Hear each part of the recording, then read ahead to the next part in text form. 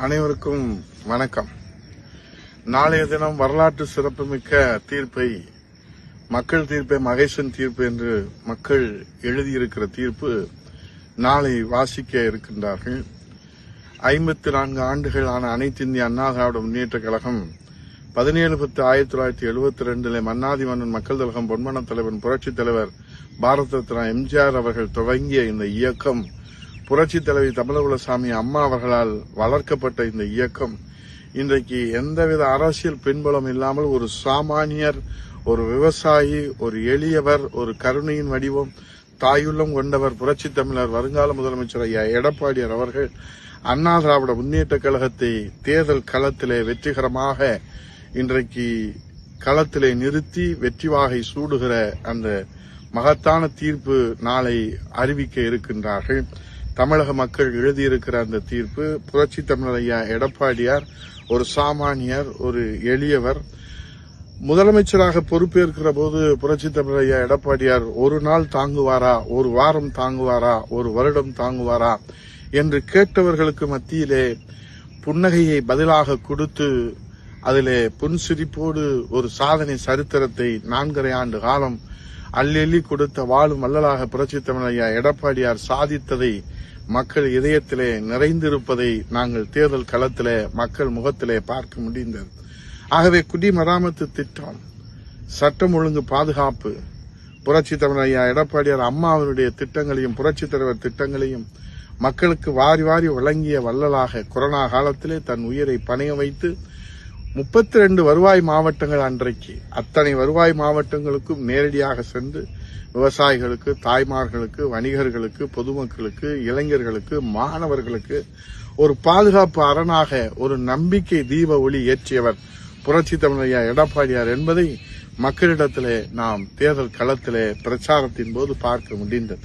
எழுச்சி பயணம், அதை தொடர்ந்து அவர் நடத்திய ஒவ்வொரு தொகுதி வாரியாக எந்த தலைவருக்கும் கிடைக்காத அந்த அற்புத பாக்கியத்தை இருவரும் தெய்வங்களான புரட்சித் தலைவர் எம்ஜிஆர், புரட்சித் தலைவி அம்மா இந்த தமிழ்நாட்டு மக்களை இறைவன் அவருக்கு அருளினார்கள். தொகுதி வாரியாக சென்றார், மக்களின் பிரச்சனைகளை அலசி ஆராய்ந்தார். திராவிட முன்னேற்ற கழக ஸ்டாலினுடைய அந்த பொய் முகத்தை தோலுரித்து காட்டினார். மக்களிடத்திலே மிகப்பெரிய வரவேற்பு. அதைத் தொடர்ந்து தேர்தல் களத்திலே புரட்டி போட்டார். விளம்பர யுகத்திலே கோடிக்கணக்கிலே வைத்து அவர்கள் விளம்பர யுகம் நடத்தினார்கள்.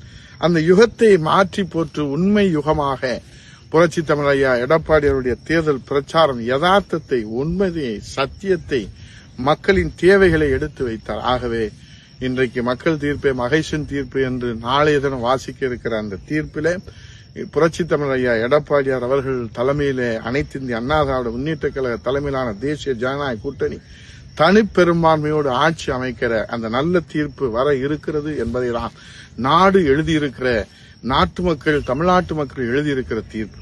ஆகவே எக்ஸிட் போல் என்று சொல்லுகிறார்கள். 5.5 கோடி வாக்காளர்களிடத்திலே எத்தனை கோடி வாக்காளர்களை இவர்கள் சந்தித்திருக்க முடியும்? ஆகவே மக்கள் மனதை அறிந்தவர்கள், மக்கள் சேவையிலே ஈடுபட்டிருக்கிற மகத்தான தலைவர்கள். ஆகவே புரட்சி தமிழர் ஐயா எடப்பாடியார் தன்னை அர்ப்பணித்திருக்கிறார். இந்த தமிழ்நாட்டிற்காக தன்னை அர்ப்பணித்திருக்கிறார். களத்திலே நின்ற முதலமைச்சர் வேட்பாளர்களிலே முதன்மையானவராக, எல்லோரும் விரும்பியவராக, எல்லோரும் வரவேற்கக்கூடியவராக, ஒரு சாமானியராக, மக்களோடு மக்களாக, ஏன் இந்தியாவிலே அப்பாயின்மெண்ட் இல்லாது பார்க்கக்கூடிய ஒரு முதல்வராக 4.5 ஆண்டு காலம் சாதித்து காட்டிய அந்த தங்க மனம் படைத்த புரட்சி தமிழர் ஐயா எடப்பாடி அவருடைய தலைமையிலே 234 தொகுதிகளிலே அனைத்து இந்திய அண்ணா திராவிட முன்னேற்ற கழக தலைமையிலான தேசிய ஜனநாயக கூட்டணி. ஆகவே தமிழ்நாட்டு மக்கள் தெளிவாக தீர்ப்பு எழுதியிருக்கிறார்கள். சென்னை முதல் கன்னியாகுமரி வரை ஒரே அளவிலே தமிழ்நாட்டு மக்கள் தீர்ப்பை அளிப்பார்கள். அதுதான் கடந்த கால வரலாறு. ஆகவே இன்றைக்கு அண்ணா திராவிட முன்னேற்ற கழக தொண்டர்களை திசை திருப்புவதற்கோ, சோர்வடைய செய்வதற்கோ, அல்லது அவர்களை மனமாற்றம் செய்வதற்கோ நீங்கள் எத்தனை ஆயுதங்களை திராவிட முன்னேற்ற கழகம் எடுத்தாலும் அது கைகூடாது, அது பகல் கனவாகும். புரட்சி தமிழர் ஐயா எடப்பாடியார் தெளிவான அறிக்கை அண்ணா திராவிட முன்னேற்ற கழக தொண்டர்களுக்கு நம்பிக்கை ஏற்படுகின்ற வகையிலே வெளியிட்டிருக்கிறார்.